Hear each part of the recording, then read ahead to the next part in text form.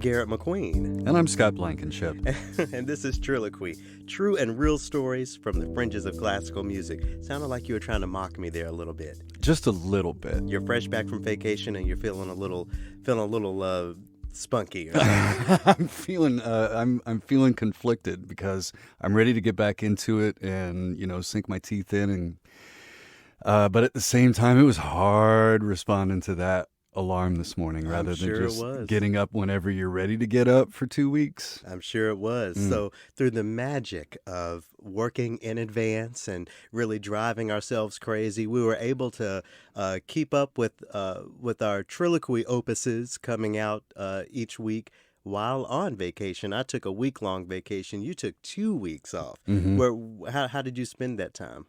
The first thing was one of my oldest friends, Scott Working, and I went to visit another friend of his that lives in Madison, Wisconsin. Shout out to Madison. And we went to Kagansa State Park, which is about 25 minutes outside of Madison. We were there for 3 days, and what an amazing little park. Every night we were in this camp area that was like just carved out of the trees, and every night we were surrounded by fireflies. It was like being just in a curtain of twinkling lights, owls calling back and forth to one another. And then on the last day of the vacation, the last night, actually, we heard the Madison Chamber Orchestra play on the steps of the state capitol. Gave a great concert with a Prokofiev piano concerto with a local soloist, and Tchaikovsky's Francesca da Rimini, and La Valse was the program.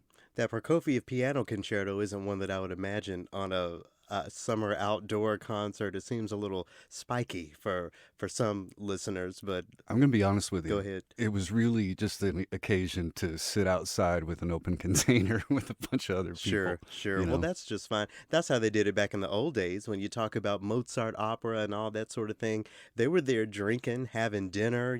Sometimes they would close the curtains to get a little romantic. I'll say, the opera was sort of the sideshow. And while I do enjoy the fact that opera and other live performances aren't sort of treated as background music or wallpaper, it is nice to, have those times to go to the park and have an orchestra and just relax. So glad you had a great time. They were tight. Yeah. Yeah. And Madison is a great city. I've never been. I love that little town. Yeah. It's great. I've always heard of Madison, Wisconsin, but I've never been myself. So I'll have to make the trip sometime. I don't know about camping, but I'll go.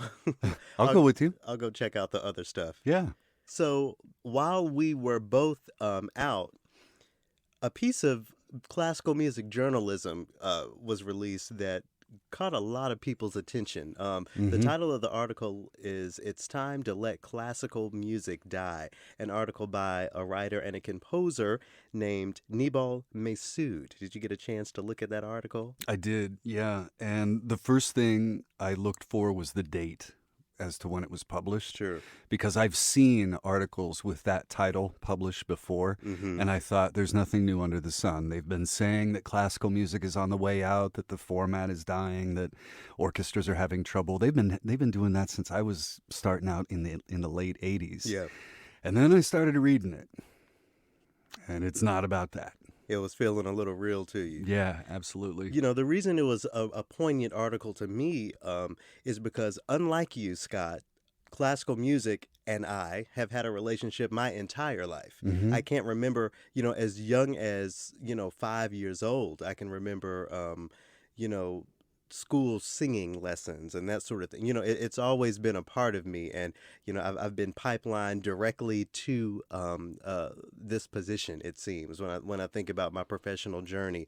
So, considering classical music a sort of oppressor, as this writer does, was really interesting to me. Yeah. And he likens the relationship a lot with Stockholm Syndrome when it comes to people of color and classical music, holding up this genre that is supposed to be better than anything else, and in his words, celebrates European whiteness above all else. I mean, does that seem like an incorrect statement to you, at least that last part? I'll be honest, I had to take a few moments and really get into that mindset because I hadn't thought of it that way.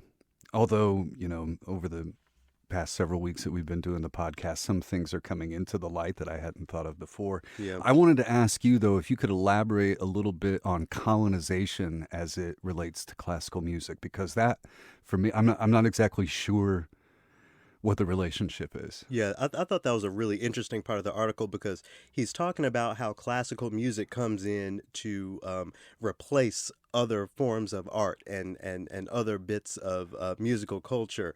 And, you know, I did it. I did an interview earlier this week that we'll be hearing on not today's episode of Triloquy, but an upcoming one. And we talk a lot about indigenous people and how their culture was just destroyed and replaced with another one, particularly on the East Coast, and how that applies to the New York area. So when we talk about classical music in general, think about all of the cultural music that comes from America. Think about all of the indigenous music, Yeah. indigenous American music we Yeah. know nothing about, but somehow we've learned about Mozart and Beethoven and all those folks, haven't we? Right. It's like, okay, so I was just making sure I understood that correctly, because it's like somebody else coming in and going, your music really isn't all that great. So here's all this stuff, in the Germanic tradition or the Italian or French or whatever it is. Right. And then he also talks about, people of color in classical music need to understand when they are being tokenized, which That was my next question. which was also very poignant for me because I feel like I understand when I'm being tokenized. And he talks about some people are in the position to where their best move is to take advantage of that tokenization and take advantage of the position they've been given to sort of spread and share some of their culture. And that's what I feel like. I'm not going to accuse anyone of tokenizing me, which is another conversation, but I do feel like anyway I've taken advantage of my position by making sure that I talk about Black classical music as much as I can and interview as many Black professionals and really just stake our claim to this art form and to the space that I hold here at this institution, one of the many institutions that hold up classical music in a very particular kind of way. Yeah, that was my question. So thank you for answering the token question. But I also wanted to know if you felt like, are you making a difference from the inside? I mean, with your position here, and you talk about bringing up Black classical music as Sure. often as you can, do you feel that is having an impact? I mean, are people taking notice? I think so, and actually, I'll turn that question back around to you in a different way. Think about some of the conversations that we've engaged on this podcast. Had in your 13 years here, have they been? Are there conversations here that have never been engaged before? Oh yeah, Sure. So, and think about like what I put together here at work for Juneteenth. Is that something that's been acknowledged here before? no. Okay, and so we can go down the list all day. I feel like again, my being here, my being in this space, I have the responsibility to bring as much of my Blackness with me as possible. And it's not just about black and white. It's about the whole spectrum of music, the world of music that's ignored, and how we focused on these sounds and these aesthetics of Western Europe.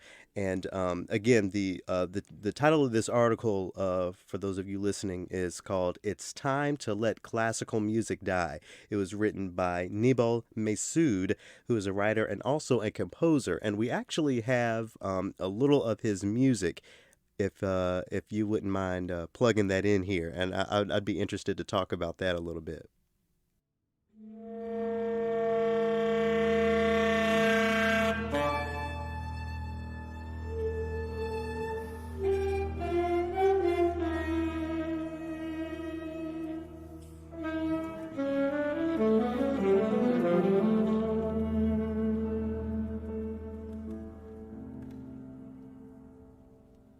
So a short excerpt there from a tune called Decolonized Arabesques by Nibal Mesoud. So what are your instant takeaways from that short excerpt? At first, I thought something's wrong here. Well, because it starts off Unexpectedly. Okay, well, choose another word. What's another word other than unexpectedly? How else would you describe those sounds? Attention grabbing. Interesting. Sure. And So we had there was some winds. yeah, some winds sound like saxophone in multiphonics. So that's what it sounds like when a wind instrument is playing more than one note at the same time, along with some strings and that sort of thing. There's a little piano, a couple keys. So all of the ingredients are there. All of the classical ingredients are there. They're just used in a way that is not really tantamount to the traditions of Western Europe. And I think that's what this author and the composer talks about in this music, is that only one type of thing is acceptable. And more times than not, it mirrors the traditions of Western Europe. It mirrors whiteness in music. Let's be honest. Is that a piece of music you would expect to see on one of your playlists? Not at all. Why is that? Because that's a great question. Because as an institution, we are a part of that issue, a part of that problem, upholding the status of classical music as just this white thing, both conceptually and aesthetically. Okay, but from where I sit anyway. Understood. But at the same time, you have to remember that the whole goal of a radio show is to attract listeners. Sure. Okay, so even the most adventurous listener might not be enthralled enough with that to listen to the whole piece. You know what I'm saying? There needs to be something for them to grab onto, or to use another cliche, they need to be able to touch the bottom of the pool. They need, to get a breath of air or something. I'm not saying that we should go in and play nothing but, Xenakis and all these other strange composers. But what do you think it would take to get people interested in music that's a little bit harder to listen to on the radio? I think it takes institutions like ours taking a step forward and really showcasing those sorts of sounds and showcasing that type of music. And I'm also not saying that it has to be, very eclectic sounding 21st century music all the time, because I love Mozart just as much as everybody else, okay, and all of those old white men.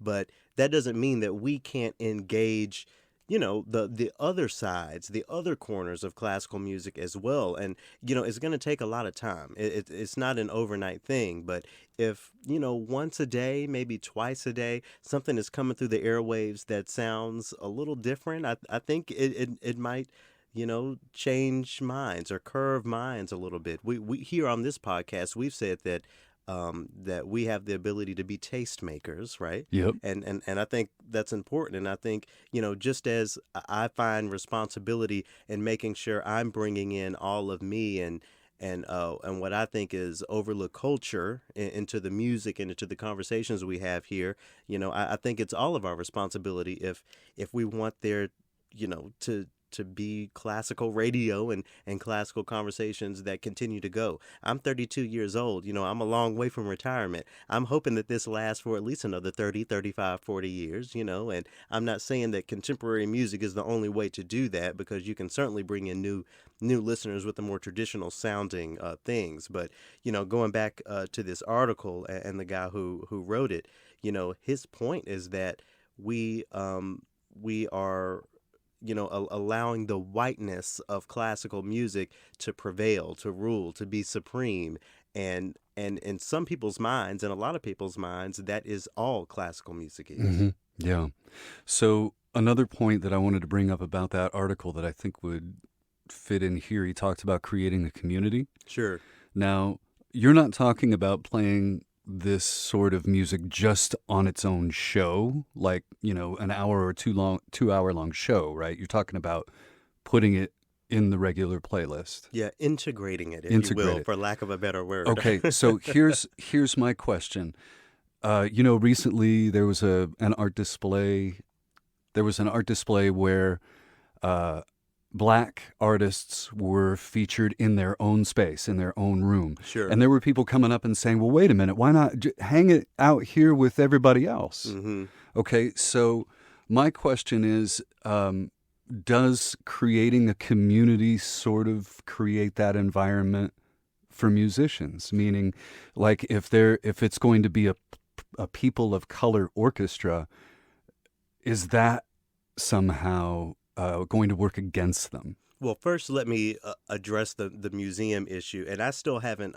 I think you're talking about what's over at the MIA over in Minneapolis. I still haven't gone over there to see it, but just like there are areas and rooms dedicated to Edo period Japan, Yeah, or Celtic art, or whatever. I don't think there's anything wrong with a section dedicated to Afro American art. Now, if it feels like the art isn't fully integrated into the culture of the museum and what's there, that's another thing. But I don't think there's anything wrong with that separation as long as the separation is, equal to the separation of the other art. Now, if we're just generally talking about American Impressionism or American whatever, the black art needs to be in that room. Just like in the same way, if we're doing American music for quote unquote Independence Day or whatever, hmm the black music needs to be involved with that too, right? Because that is as American. I agree.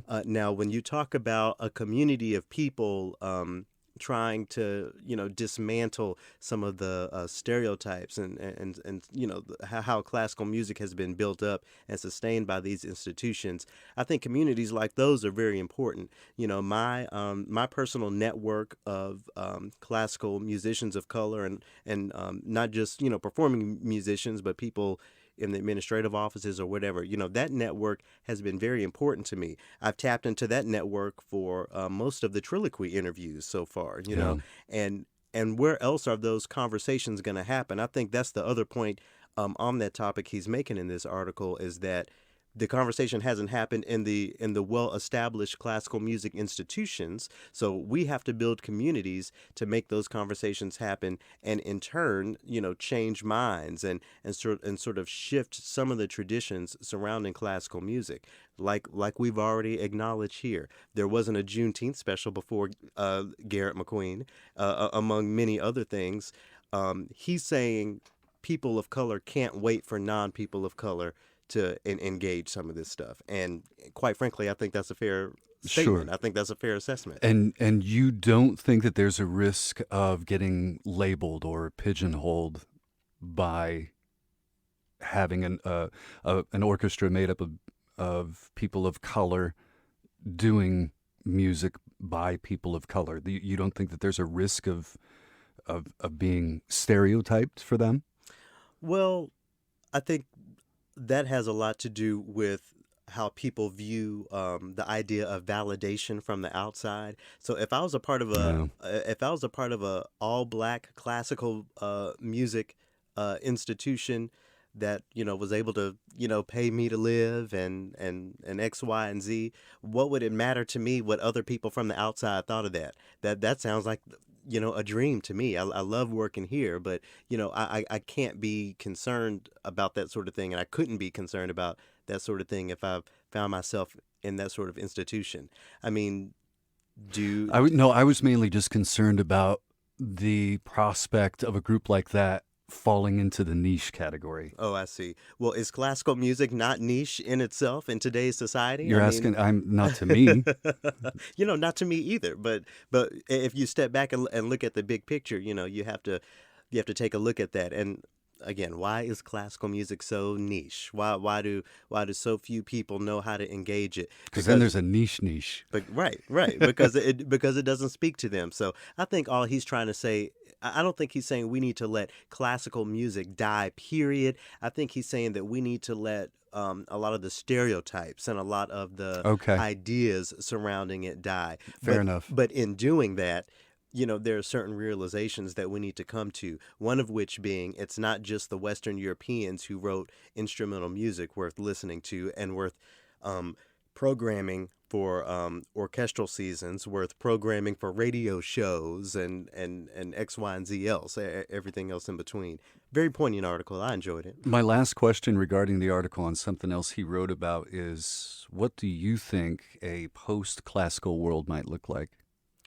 That's one of the questions he posed. Yeah, and that's a really interesting question. For me, again, it ties to how we define that word classical. So there will always be instrumental music because there always has been. Even on the best hip hop tracks have An instrumental orchestral music feel, in it, yeah. even if it's not real quote unquote instruments. The idea of it is there. So a world where classical music can sit beside the others as equals. I think that's a very equitable sounding world to me. I love the idea of going to a concert hall on a Thursday and hearing Beethoven, going to that same concert hall on Friday and hearing Beyonce, and then coming back on Saturday and hearing Billy Porter or something on the jazz side or whatever. Hmm. We need to classical music institutions, in his opinion, and also in my opinion to an extent, need to embrace genres of music not always considered quote unquote classical because it's all music that's worthwhile, and much of it is music that comes from similar origins. But before we move on from this, I'll just mention there's a woman, Nadia Boulanger. She taught many of the Oh, world's yeah. great composers. One of her students was Quincy Jones, and he didn't go on Cool.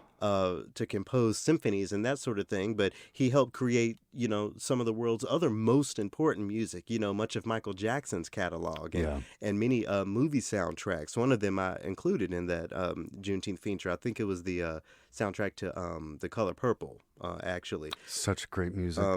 But anyway, a very poignant article.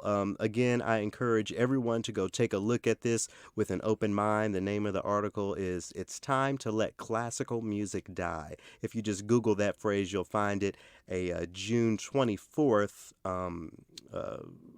piece by Nebo Messoud, who is also a composer. You heard a little bit of his music, and yeah, that's a little of what happened while you were away on vacation. But this also relates to your guest for today, your interview for today. Talk about Katy. Yeah, it does. So you took a 2-week vacation. I took a 1-week vacation, sort of. I was still working. I went down to Fayetteville, Arkansas to play contrabassoon with the Artisphere Festival Orchestra.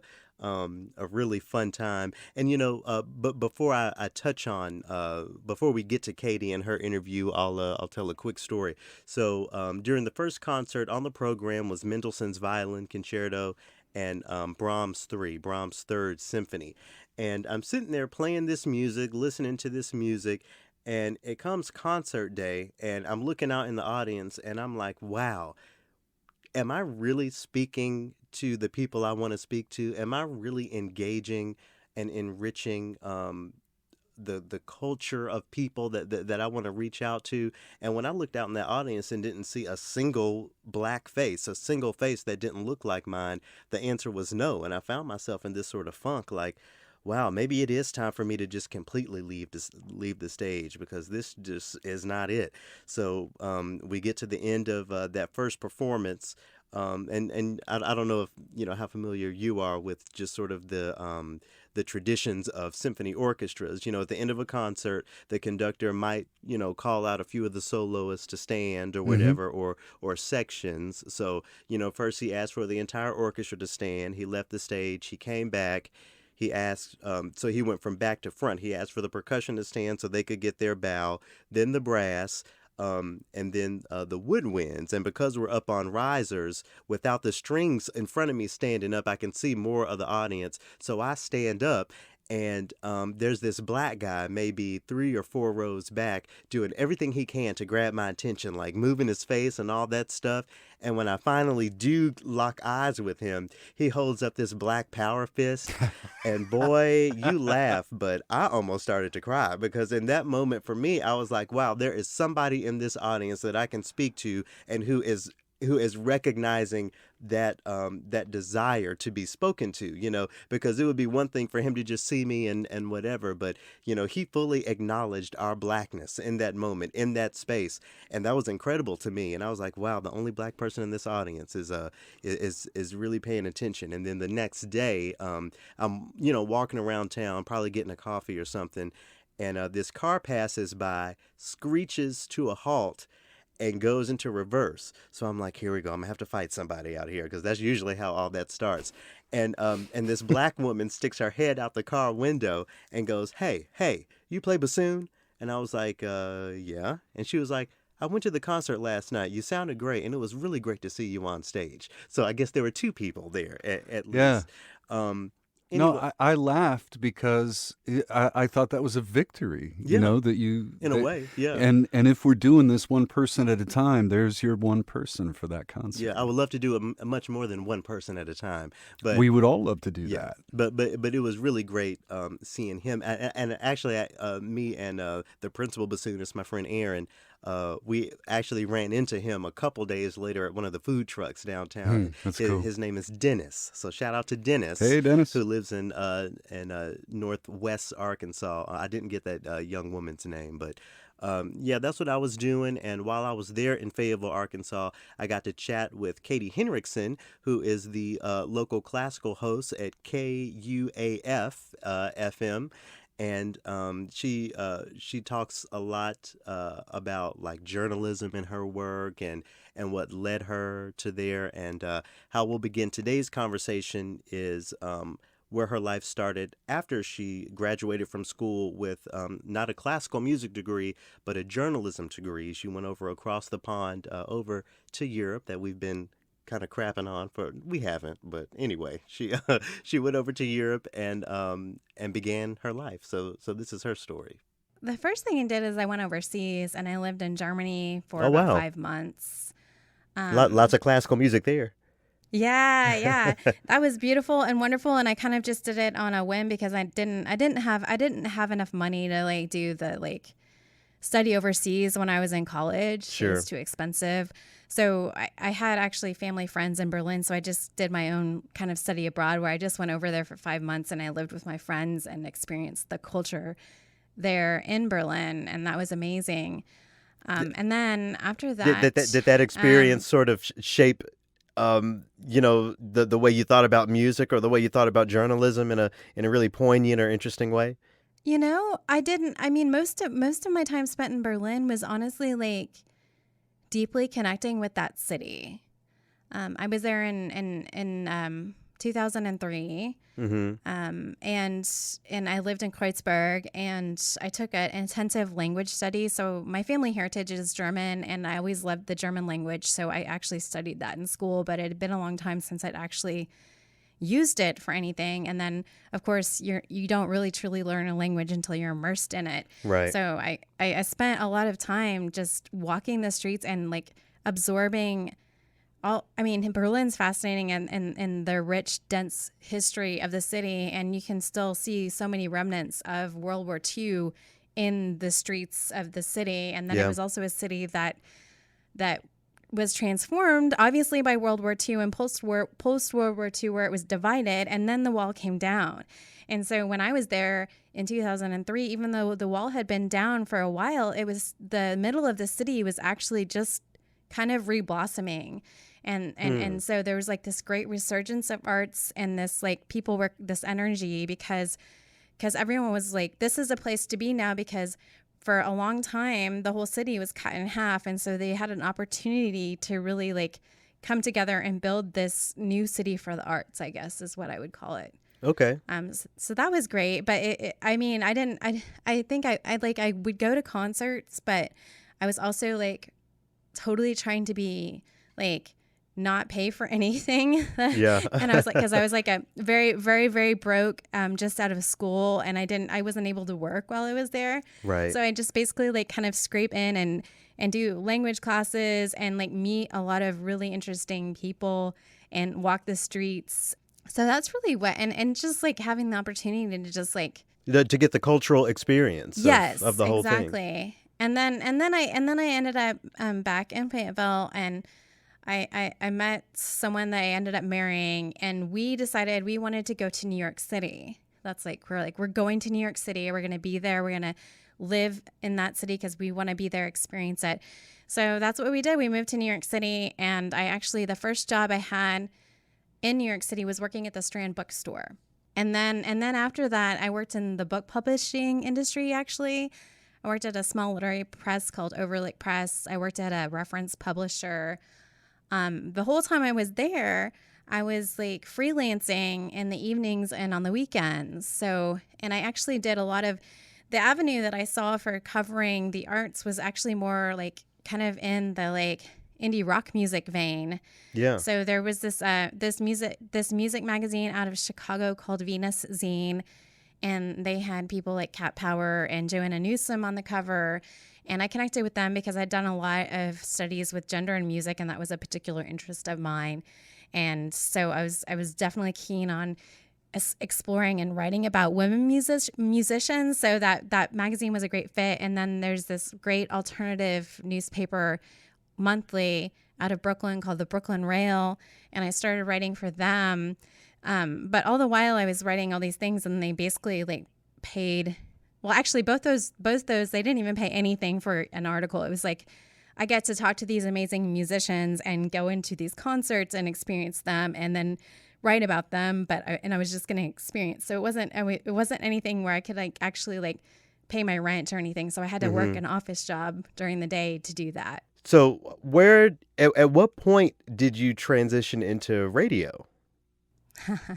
Well, that's interesting too, because I actually in school I was a journalism student, but I was at print editorial, so I was not a broadcast journalism student. And even though I grew up with a family who listened to NPR like daily, like every morning, I remember like the theme song to Morning Edition, you know, that kind of thing when I'm like 9 years old. But I did print editorial, but then I was back in Arkansas and I was working at the University of Arkansas Press, actually. And always with this idea, I was still freelancing and doing things so I could keep up doing my journalism that I loved. And then at some point, the KUAF, the NPR station here in Fayetteville, the person who had been there forever for classical music, her name's PJ Rabowski, she decided to retire. She was ready to retire.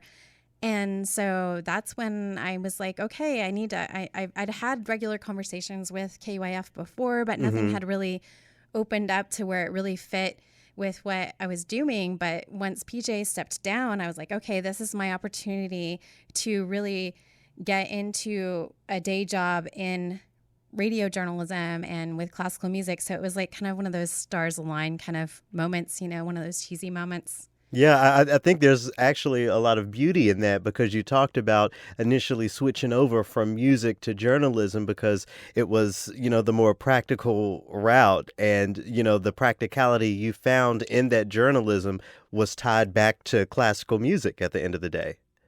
Yeah, it was pretty amazing. And then it was also really it was funny too, because depending on who knew me from what context, some people were really surprised. They were like, what do you know about classical music? You're hosting a classical music program, because all I knew was like about my indie rock coverage, you know. And then other people who knew me from a long time ago and knew that I grew up performing and singing, and that classical music was like in my blood because of my grandfather. Yeah. They were like, oh, this is like the perfect fit. It's really funny. And you know, that's interesting too, because, you know, something I've talked with a lot of people about is how surprised they are when they see me, how sort of my voice and my physical appearance, you know, don't necessarily meet a lot of people's expectations, and it's interesting to hear that people were surprised about you going into classical radio based on the other work they knew that you did. Is, you know, it's just interesting how, you know, so many people have these ties to classical music, and how, you know, those ties are still a surprise to people because of what? I don't know. What do you think? Where do you think that surprise comes from? Well, I think it kind of goes back to this idea that classical music is this like rarefied art form that can't be touched by the common masses. It's like we don't have an opportunity, I think, to really discuss classical music like people talk about, you know, they talk about like the latest Beyonce single or Lemonade or whatever. Yeah, and, shout and out to it's like Beyonce. yeah, and it's like it's like a vernacular that everyone can relate to. But with classical music, it's like people. It's still by societally, it's still kind of put away in this locked cabinet. And so I don't think I had an opportunity really, like when I was in my 20s after I'd graduated from school. I didn't really have a way to like express my background in classical music, and I wasn't. It's like in the classical communities that exist, like joining an orchestra or a choir. It's like I didn't do any of those things in my late 20s. And so like the people that I'd connected to and experienced the world with, they weren't talking about classical music, so I just wouldn't really bring it up, I guess, you know? Yeah, huh. Yeah, that's something. Do you think the onus does fall on people like you and me to kind of insert classical music and classical music conversations into the general zeitgeist whenever we have the opportunity? Absolutely. And it kind of goes back to my gender and music interests, because I did a thesis on gender and rock music criticism. And I looked at the way male rock critics were writing about women musicians. And the whole idea was it was a content analysis. So I actually took these words and the phrases and everything that they use. And the whole idea was like, if we had more women rock critics writing about women musicians, that everyone's perception of women musicians would change. And I think it's the same with like, if we're like a classical music radio host and journalist, letting people know that, because I do think in the past that overall the way that classical music has been covered in our common culture does kind of put it off into this box, you know? And I think people like you and I have this opportunity to take it outside of that box and let listeners know that it is an art form for everyone. And that's like a mission that I do every day. And whenever I hear from a listener who, like I produce these live concert experiences because I want to get people who don't think of themselves as concert goers to come to a concert and experience classical music in a live setting. Yeah. So I had one of those, and this person had never, he's like in his 30s, and he's a sculptor and a poet and all these things. And he wrote me, he was like, that was so moving. I'd never had a community experience like that. And I've never heard live classical music before. Wow. You know? Wow. I almost get misty hearing that story because when you say, you try to make the point that classical music is for everyone, I feel like that's a sentence I've said a cajillion times at this point. And for a lot of people, the connection is made and we create for them an entryway into this world, but still for so many people it just seems like such a mystifying art form. How do you demystify classical music in your everyday work, when you're on the radio, when you're programming?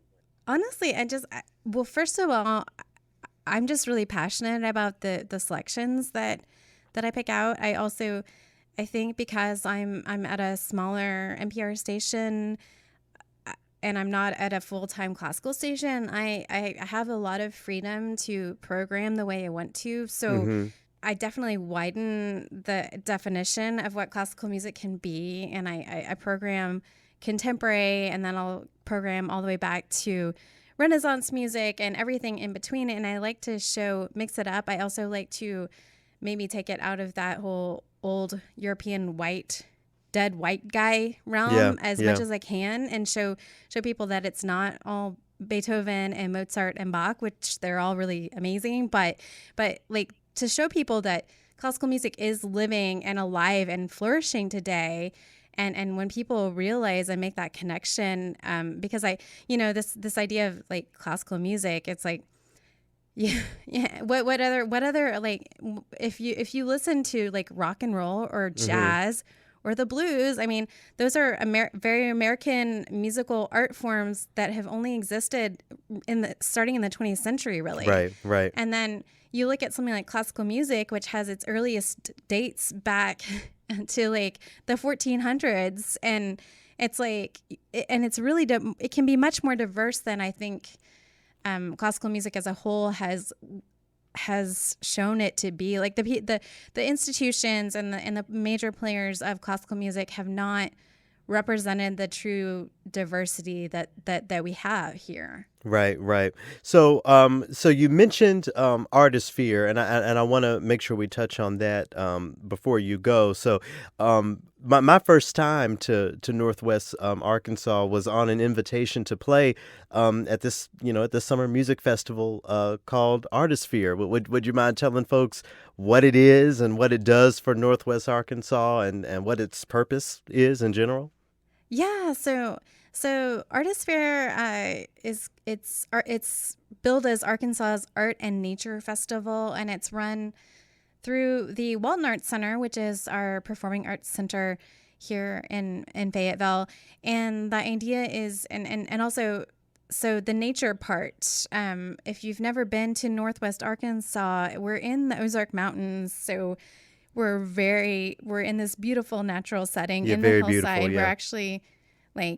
actually Fayetteville is set in the mountains. We're not in a valley and there's mountains on the side. We're actually set in the hills, and they're very old mountains. They're they're low lying. But the idea behind Artisphere was to celebrate nature and the arts. So, and then there's the festival orchestra component, which is amazing because then all these vibrant musicians are coming here to perform classical music. It's not only a classical music festival, it also features like blues, folk, jazz, basically it's a celebration of the arts overall. So they also have a component with visual artists like Patrick Doherty. He creates these like huge installations, but they're all made of sticks that are like found in the environment. And so they invite artists to do these big installations. They also have right now there's this topo map on downtown in Fayetteville, and it's a topo map of the stream systems and the sediments that are underneath the actual concrete that Artisphere had paid for an artist to do.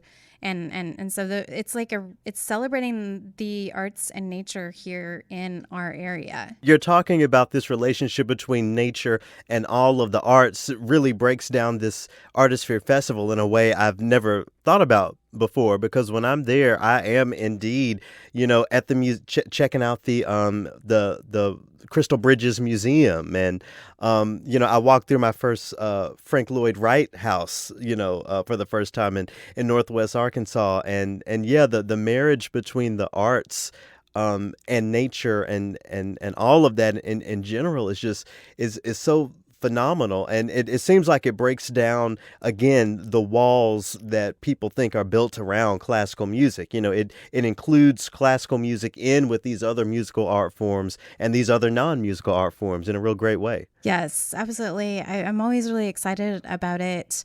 And it's funny you mentioned the Frank Lloyd Wright house, because that in Crystal Bridges, because Crystal Bridges actually didn't open until 2011. So for me, growing up in Northwest Arkansas, I had to go a very long ways to experience 20th century art.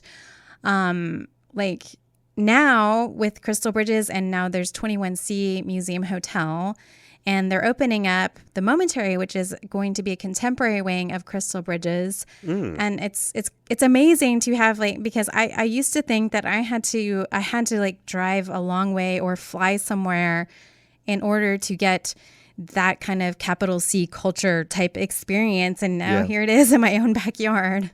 Yeah, and I think you're mentioning, having to travel far and wide for that art brings us back to my final question really well. So, for a lot of people out there going to a concert hall, if they don't have to drive hours and hours to have that experience, it may still be an experience they're uncomfortable with, considering what do I wear and, when do I applaud and all of that stuff. So, listening to classical music on the radio is probably the most comfortable setting for a lot of people. What advice do you have for the person flipping on the classical music radio station for the first time? What should they be thinking about? How can they really get into what they're hearing?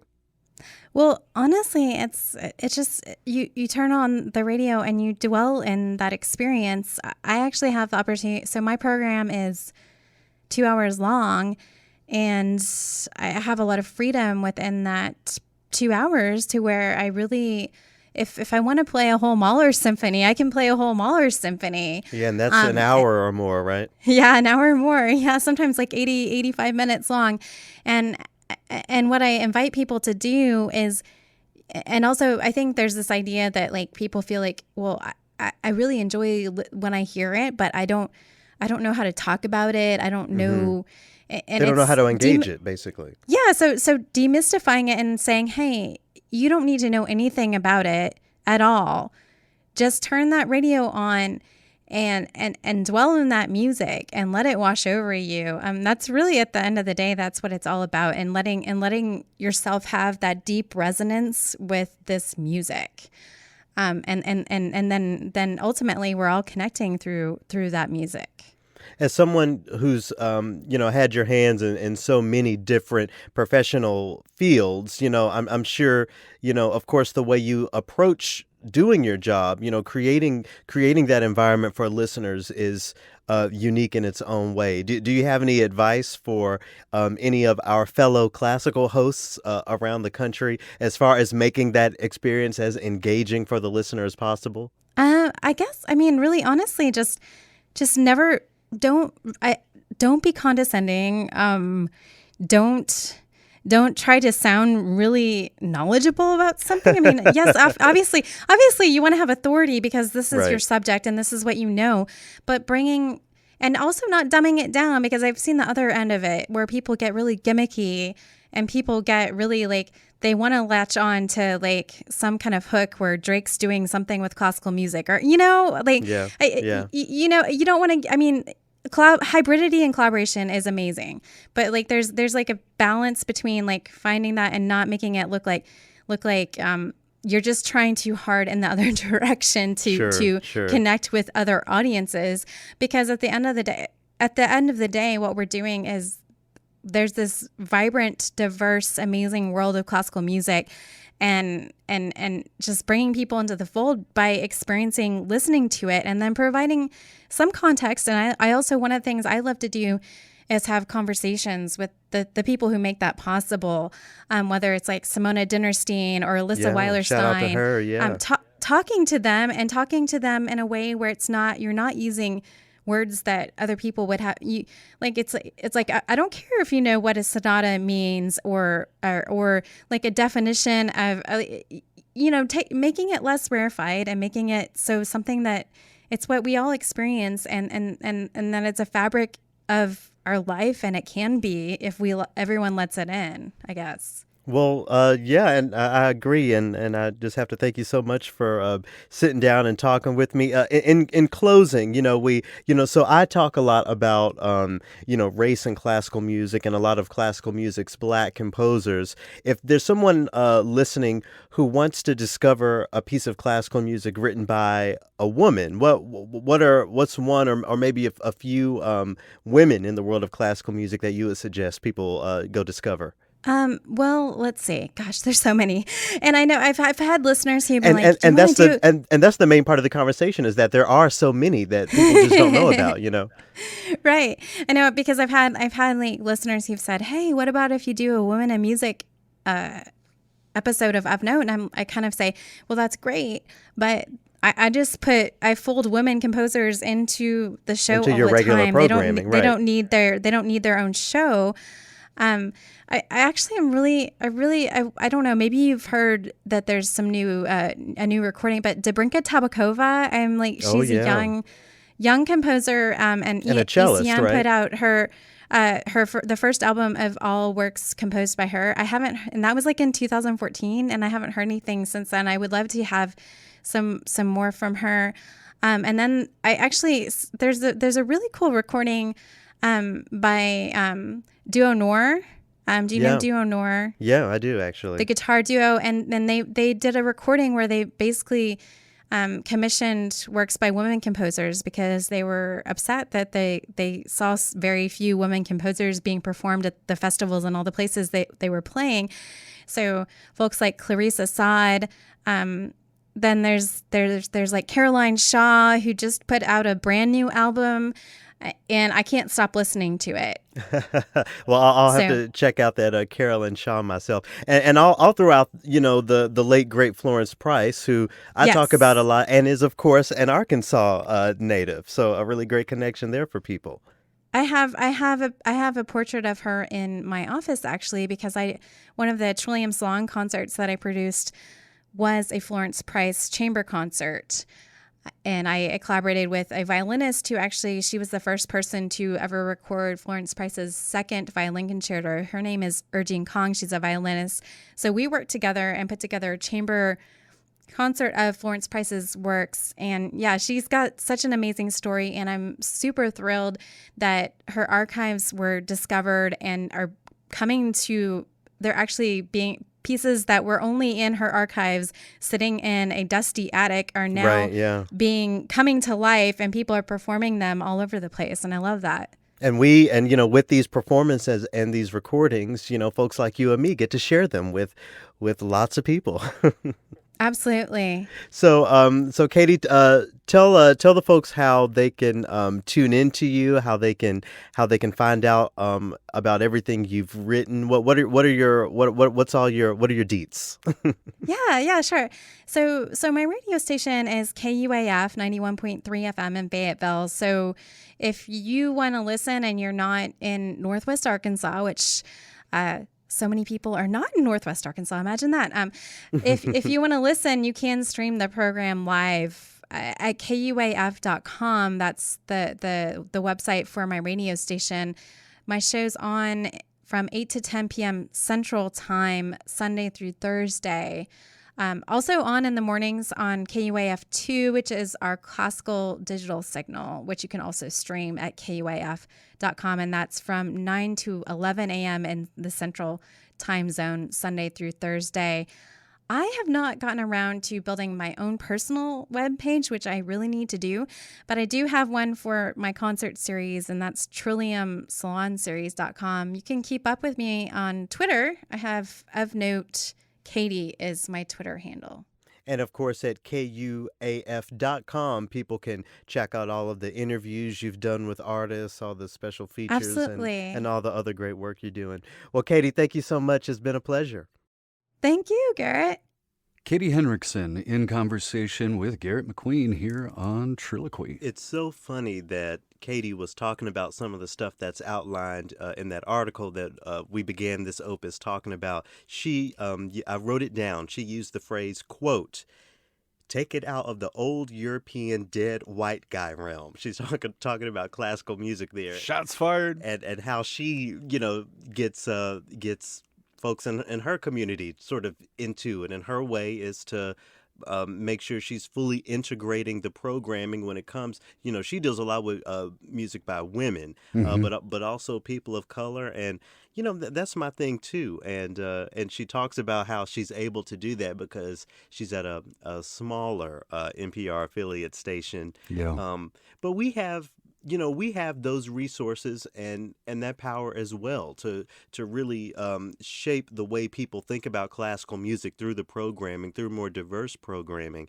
And since I've been here, from my perspective, it's only gotten better. And I think, as time goes on, we can do even more to make sure this thing called classical music, especially this thing called classical radio, continues into the future, at least till it's time for me to retire.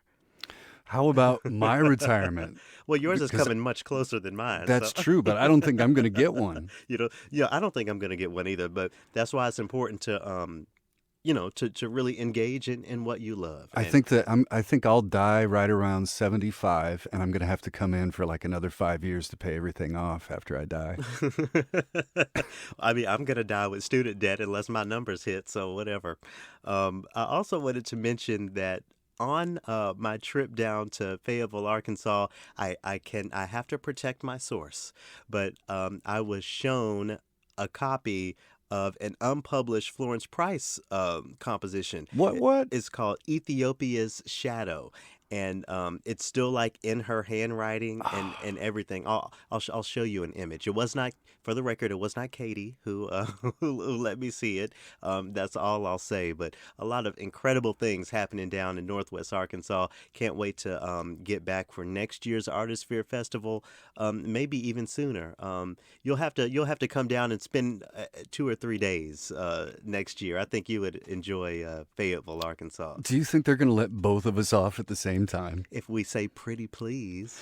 I'd like to go down there just to revisit all the shooting locations from Sling Blade. Oh, because that took place in Fayetteville. Mm-hmm. I'll need to watch that movie. I don't think I've ever seen it. So, next we're gonna talk to a dear friend of mine. I'll go more into that in the next opus, but we're going to talk to Alex. He's a bassoonist with the Las Vegas Philharmonic. He crossed the border illegally as a kid, and we're going to talk about that and how his journey led him to being a professional bassoonist. I can't wait. That's coming up next time on TRILLOQUY.